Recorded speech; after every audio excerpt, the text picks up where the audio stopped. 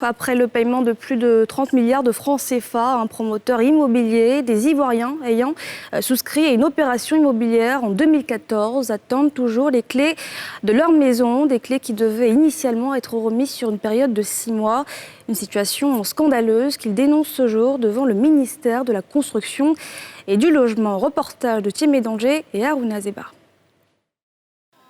9 ans déjà que ces souscripteurs de l'opération immobilière Lewis Holding Magic Group attendent les clés de leur maison, dont les constructions ne devaient courir que sur une période de 6 mois.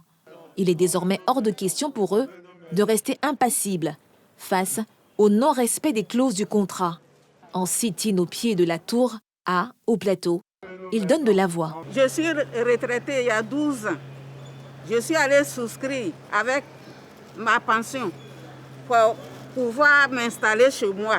Ça fait des années, je n'ai pas de maison. J'ai fait une crise cardiaque. Je porte 2 stings dans mon cœur. Ce sont nos économies, ce n'est rien d'autre.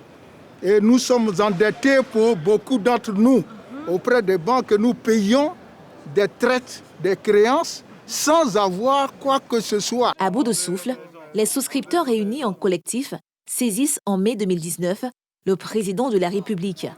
Le dossier est alors imputé au ministre de la Construction. Des rencontres entre les parties sous l'arbitrage de la tutelle ont lieu.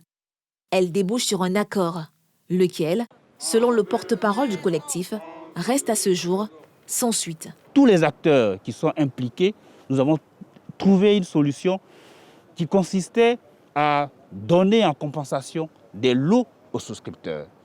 Et cette solution-là, le représentant du ministre s'était engagé à la porter à la connaissance de son supérieur hiérarchique depuis le 28 janvier 2020. On est aujourd'hui au mois d'août 2020 et nous n'avons aucune suite de cette solution, de ce consensus qui a été trouvé. Les manifestants sont formels. La fin de leur galère passe par la mise en œuvre des solutions consensuelles arrêtées. Pour ce faire, ils disent s'en remettre à l'intervention du président de la République et du ministre Bruno Koné. 4500 foyers en détresse qui avons été grugés par Magil, par Léo Holding. Nous avons besoin de nos maisons, nous souffrons.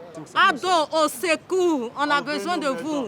On a toujours su que vous êtes pour le social. Venez au secours de toutes ces familles. Monsieur le ministre, nous vous demandons pardon. C'est des familles en détresse.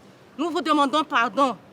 Aidez-nous. Sur un effectif de 4 500 souscripteurs, ayant versé plus de 30 milliards de nos francs à l'opérateur immobilier, seuls 67 ont eu un lot sur 2 sites non viabilisés de 4 hectares à Abata.